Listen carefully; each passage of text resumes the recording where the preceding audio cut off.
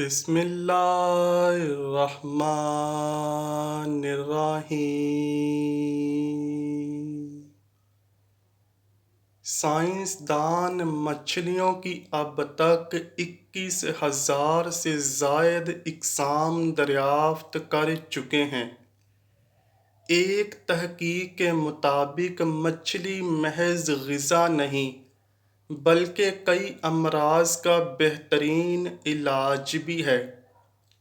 خاص طور پر روگنی مچھلیاں دوائی اثرات رکھتی ہیں۔ ان کے کھانے سے ایسے کئی امراض سے جن کا جسم کے مدافعتی نظام سے گہرا تعلق ہوتا ہے بچاؤ بہت آسان ہو جاتا ہے۔ مچھلی میں جو روگنی تیزاب پائے جاتے ہیں وہ اومیگا 3 کہلاتے ہیں۔ یہ تیزاب جسم میں ایسے ہارمونی اجزاء کی تیاری روک دیتے ہیں جو ہر قسم کے امراض ان میں اضافے اور شدت کا سبب ہوتے ہیں۔ مچھلی کے روگنیات کی اہمیت و افادیت کا احساس تقریباً 70 برس قبل ہوا۔ اس وقت یہ بات زیر غور آئی تھی کہ دنیا کے اور انسانوں کے لیے چربی مضر صحت ثابت ہوتی ہے، تو آخر اسکیمو بے حساب چربی کھا کر امراض سے کیوں محفوظ رہتے ہیں؟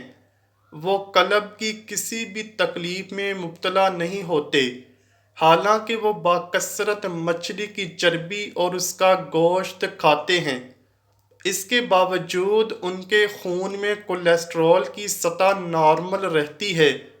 اس کی اصل وجہ یہ ہے کہ اسکیمو روزانہ جو سمندری غذائیں کھاتے ہیں وہ تمام کی تمام اومیگا 3 روگنی تیزابوں پر مشتمل ہوتی ہے۔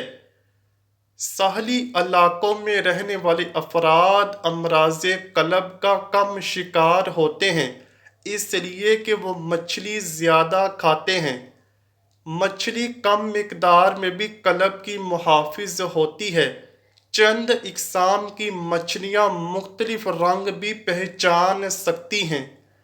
آرچر نامی مچھلی انسانی چہرے پہچاننے کی صلاحیت رکھتی ہے۔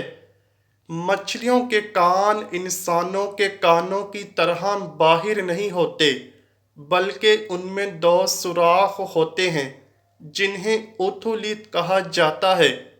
ان کے ذریعے آوازوں کو سنتی ہیں، جبکہ ان کی جلد پر موجود لیتھرل لائنز بھی انہیں دھیمی آوازیں اور پانی میں ہونے والی غیر معمولی حرکتوں کو محسوس کرنے میں مدد دیتے ہیں۔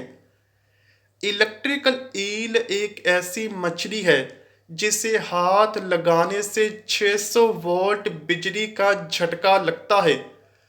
حضرت مولا علی رضی اللہ تعالیٰ عنہ کی خدمت میں ایک شخص آ کر کہنے لگا، اے مولا علی رضی اللہ تعالیٰ عنہ، ہر جانور کے منہ میں زبان ہوتی ہے لیکن مچھلی کے منہ میں زبان کیوں نہیں ہوتی؟ اور مچھلی پانی ہی میں کیوں رہتی ہے؟ اس پر حضرت مولا علی رضی اللہ تعالیٰ عنہ نے فرمایا، اے شخص یاد رکھنا، اللہ نے مچھلی کے منہ میں بھی زبان دی تھی، اس کو وہ طاقت بھی دی تھی کہ وہ خشکی پر چل سکے، مگر افسوس کہ اس نے خود پر ظلم کیا۔ وہ کہنے لگا، یا علی رضی اللہ تعالیٰ عنہ، کیسا ظلم؟ امام علی رضی اللہ تعالیٰ عنہ نے فرمایا، جب اللہ پاک نے حضرت آدم علیہ السلام میں روح کو ڈالا اور یہ حکم دیا کہ ہر فرشتہ ان کو سجدہ کرے اور شیطان انکار کر بیٹھا، وہ اللہ کی نافرمانی کر کے یہ کہنے لگا، میں آگ سے بنا ہوں اور یہ تو مٹی کا بنا ہے، تو یوں شیطان کو اللہ نے اپنے دربار سے نکال دیا۔ وہ بدصورت بن کر زمین پر جیسے گرا، انسان سے حسد اور نفرت کے ساتھ چیخنے لگا، ہر کسی کو بتانے لگا کہ انسان اس زمین پر ظلم کرے گا۔ اے شخص، اس وقت مچھلیاں زمین پر بھی چلا کرتی تھیں، اور پانی میں بھی رہا کرتی تھی، ان کے منہ میں زبان بھی ہوا کرتی تھی۔ شیطان نے سب سے پہلے مچھلیوں کو بھٹکایا اور یہ کہا کہ انسان جب زمین پر آئے گا تو وہ تمہیں زندہ اپنے خنجر سے کاٹے گا اپنا پیٹ بھرنے کے لیے۔ مچھلی نے جب یہ سنا تو وہ سمندر میں ہر ایک آبی مخلوق کو انسان کے خلاف کرنے لگی، تو یوں اللہ پاک نے مچھلی کے منہ سے زبان کو غائب کر کے اس کی جگہ وبال پیدا کر دیا اور یہ حکم نافذ کیا کہ کوئی بھی انسان تمہیں زندہ نہیں کاٹے گا، تمہاری حد قدرت نے پانی تک رکھ دی ہے، تم جب پانی سے جدا ہوگی تو خود ہی تڑپ کر مرنے لگو گی۔ تبھی جب حلال مچھلی پانی سے جدا ہوتی ہے تو وہ تڑپنے لگتی ہے اور اس کے جسم کا سارا خون اس کے گلے میں آ کر جمع ہو جاتا ہے۔ اس لیے مچھلی کو ذبح نہیں کیا جاتا، کیونکہ ذبح کرنا اس لیے واجب ہے کہ جانوروں کی رگوں کا سارا خون گوشت سے الگ ہو کر بہہ جائے۔ اللہ پاک نے مچھلی پر یہ قانون نافذ کر دیا کہ وہ جب پانی سے جدا ہو کر تڑپتی ہے تو مچھلی کا سارا خون مچھلی کے گلے میں آ کر جمع ہو جاتا ہے اور یوں مچھلی کا گوشت خون سے پاک ہو جاتا ہے۔ سبحان اللہ۔